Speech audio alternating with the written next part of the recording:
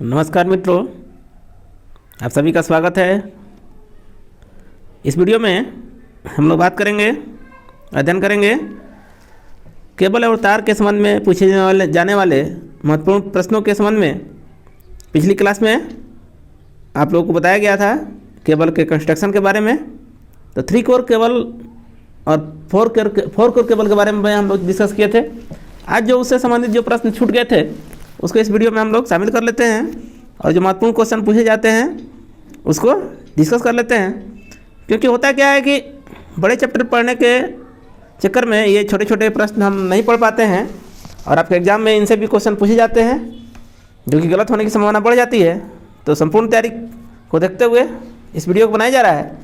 Channel पर नए हों तो सब्सक्राइब कर लीजिएगा, वीडियो पसंद आए तो जरूर लाइक करिएगा। चलिए आते देखते हैं क्वेश्चन की ओर। तो पहला क्वेश्चन पूछा जाता है कि जो तार होता है, तार की मोटाई या व्यास किससे ज्ञात किया जाता है? तो किससे किया जाता है? स्टैंडर्ड वायर गेज से, SWG से, या इसका फुल फॉर्म भी पूछ लेता है। SWG का फुल फॉर्म क्या होता है? तो आप बताएंगे स्टैंडर्ड वायर गेज। इसके बाद साथ साथ ये भी पूछा जाता है कि निम्न में से कौन सा साइज का तार जो होगा सबसे मोटा होगा अथवा पतला होगा? तो देखिए 0 नंबर का तार क्या होता है सबसे, यहाँ देखिए फिगर है स्टैंडर्ड वायर गेज का, और 0 का नंबर क्या होगा सबसे, 0 नंबर का सबसे मोटी साइज होगी और इससे बढ़ते क्रम में क्या होगा, पतली होती जाएगी। अर्थात हम कह सकते हैं कि जिसका नंबर अधिक होगा SWG नंबर, वो तार उतना ही क्या होगा, पतला होगा। अर्थात आपसे पूछ लिया जाए कि निम्न में से कौन सा सबसे पतला तार है, और 5 दे दिया, 6 दे दिया, 8 दे दिया, 7 दे दिया, तो पतला क्या होगा, सबसे अधिक नंबर वाला होगा, और मोटा क्या होगा, सबसे कम नंबर वाला होगा। तो आप समझ गए होंगे, अब आंसर आराम से दे देंगे। चलिए अगला क्वेश्चन पूछता है आपसे कि केबल और तार के संबंध में कुछ क्वेश्चंस। तो पहले ये कन्फ्यूजन दूर करना है कि केबल और तार में क्या अंतर है। ठीक है, तार किसको कहेंगे और केबल किसको कहेंगे? तो देखिए मित्रों, तो क्या होता है दोस्तों कि पहले हम बेयर वायर को हम कहते हैं नंगाकार, क्योंकि हम जानते हैं कि करंट को एक जगह से दूसरी जगह पास कराने के लिए हमें एक पाथ की ज़रूरत होती है, और वह पाथ क्या होता है, कंडक्टर का बना होता है, और उसे का हम तार या केबल कहते हैं। तो तार मतलब ये हुआ कि जिस पर इंसुलेशन नहीं चढ़ा हो वो क्या कहलाएगा, तार कहलाएगा, या बेयर वायर कहलाएगा। ठीक है, बेयर वायर मतलब नंगा तार। जैसे कि SC SR हम जानते हैं कि ट्रांसमिशन में हमारा कैसा ओवरहेड लाइन होता है, AC SR होता है।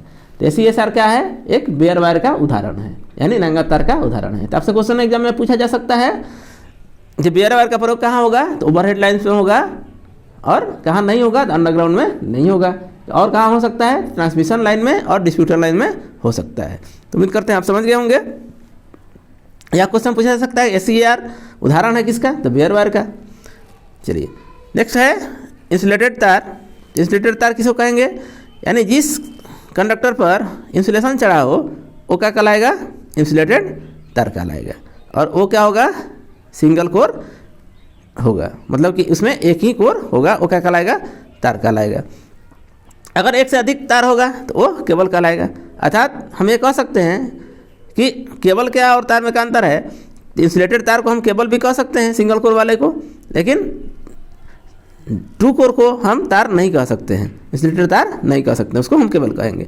अर्थात ये क्लियर होता है कि हम इंसुलेटेड तार को केबल कह सकते हैं और 2 कोर को हम केबल नहीं कह सकते हैं। अर्थात अगर मोटा मोटी देखा जाए तो एक उदाहरण हम सोचते हैं कि जिस पर इंसुलेशन चढ़ा है वह क्या कहलाएगा, केबल कहला सकता है। ठीक है, केबल कहा जाएगा। तो यही अंतर है, कोई खास अंतर नहीं है। अब देखिए केबल की में कोर के आधार पर वर्गीकरण जब करते हैं तो 3 तरह का होता है। कौन कौन? सिंगल कोर, 2 कोर, 3 कोर और 4 कोर। तो बात करते हैं सिंगल कोर की।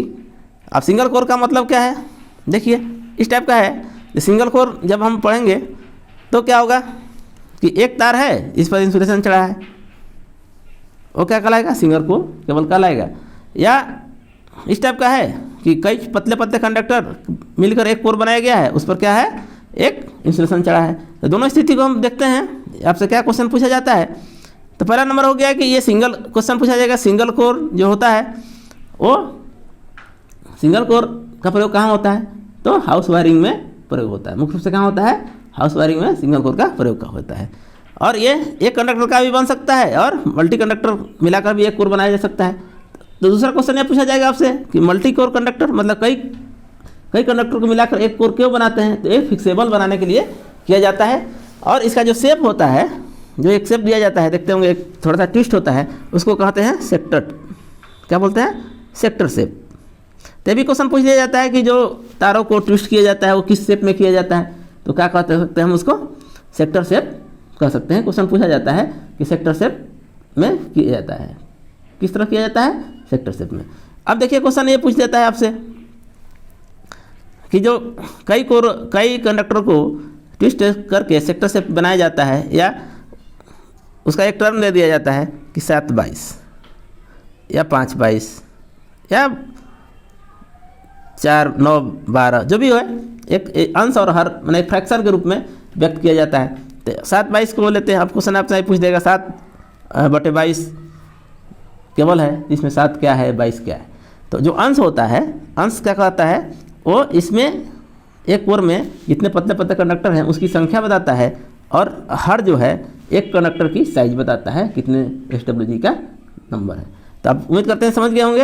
आपको क्या बताना है कि अंश जो है ऊपर वाला यानी 7 क्या हो गया कि इसमें क्या है? 7 कंडक्टर है पतले पतले, इसको मिलाकर क्या बनाया गया? एक सेक्टर शेप दिया गया और वो एक कोर का रूप में काम कर रहा है। इसके ऊपर इंसुलेशन चढ़ा दिए। और 22 नंबर क्या है कि इसमें जो 7 तार है तो प्रत्येक तार क्या है? एक 22 SWG का है। तो उम्मीद करते हैं आप समझ गए होंगे। यहीं आपसे क्वेश्चन भी पूछा जाता है। चलिए आप देखते हैं 2 कोर केबल। तो आप क्वेश्चन यहाँ जाता है 2 कोर केबल में क्या होता है? तो जो केबल हम जानते हैं कि इंसुलेशन चढ़ा है, तो 2 कोर केबल में क्या होगा? 2 तार होगा, दोनों पे इंसुलेशन चढ़ा होगा और उसके ऊपर भी एक इंसुलेशन चढ़ा होगा। ठीक है, जिस तरह आप देख रहे हैं, आप यहाँ 2 इंसुलेशन है अलग अलग, फिर इन दोनों को मिलाकर भी एक इंसुलेशन चढ़ा है। ये हो गया 2 कोर केबल। और इसका प्रयोग किया जाता है कहाँ पर? सिंगल फेज सप्लाई के लिए। ठीक है ना। और इसमें फेज क्या होगा? रेड कलर का होगा, और न्यूट्रल क्या होगा?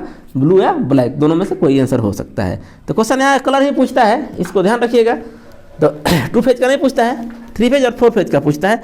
आते हैं 3 कोर केबल का। तो देखिए यहाँ अब आ गया 3 कोर केबल। 3 कोर केबल में क्या है? 3 कंडक्टर होगा, 3 केबल होगा अलग अलग, सब पर इंसुलेशन चढ़ा है, इसके ऊपर भी एक इंसुलेशन चढ़ा है। इसका देखिए कलर पूछता है, न्यूट्रल कलर कैसा होगा? तो आंसर क्या होगा आपका? नीला अर्थात ब्लू। फेज का क्या होगा? रेड होगा। और तीसरा होगा अर्थ का हरा होगा। तो ये क्वेश्चन यहाँ इंपॉर्टेंट है, याद रखिएगा। 3 कोर केबल में अगर पूछे कलर आपका न्यूट्रल का तो आंसर होगा नीला, और फेज रेड आप जानते ही हैं, फेज रेड होता है सब में, और ग्रीन जो होता है वो अर्थ का होता है। और इसका प्रयोग कहाँ किया जाता है? तो सिंगल फेज सप्लाई के लिए ही किया जाता है, और मेटलिक बॉडी के लिए किया जाता है, क्योंकि मेटलिक बॉडी को अर्थ करना क्या होता है? जरूरी होता है। तो उम्मीद करते हैं आप समझ गए होंगे। अब देखिए अब आता है 4 कोर केबल। तो 4 कोर केबल से क्वेश्चन पूछता है इसका न्यूट्रल का कलर कैसा होता है? तो यहाँ होता है ब्लैक यानी काला।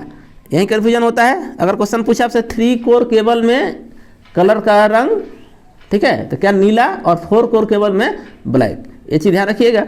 और ये 3 क्या होता है? फेज होता है। कौन कौन? R, Y और B। R क्या है आपका? रेड, येलो और ब्लू क्या होगा? फेज होगा। और चौथा क्या होगा? न्यूट्रल ब्लैक होगा।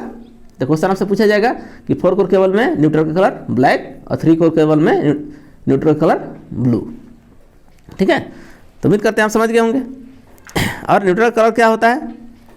ब्लैक होता है। इसके साथ साथ एक और क्वेश्चन पूछा जाता है कि जो 4 कोर केबल में न्यूट्रल की कंडक्टर का साइज होता है और फेज के कंडक्टर से आधा होता है, इसीलिए इसको कभी कभी क्या कहा जाता है? 3.5 कोर केबल भी कहा जाता है। तो उम्मीद करते हैं आप समझ गए होंगे। तो मिलते हैं नेक्स्ट वीडियो में। वीडियो पसंद आया होगा तो लाइक करिएगा, और इसी तरह छोटा छोटा वीडियो भी अपलोड कर दिया जाएगा। और सुबह में 7 बजे से लाइव क्लास चल ही रहा है, आप उसे अटेंड करिए और निश्चित ही आप सफल होंगे। धन्यवाद।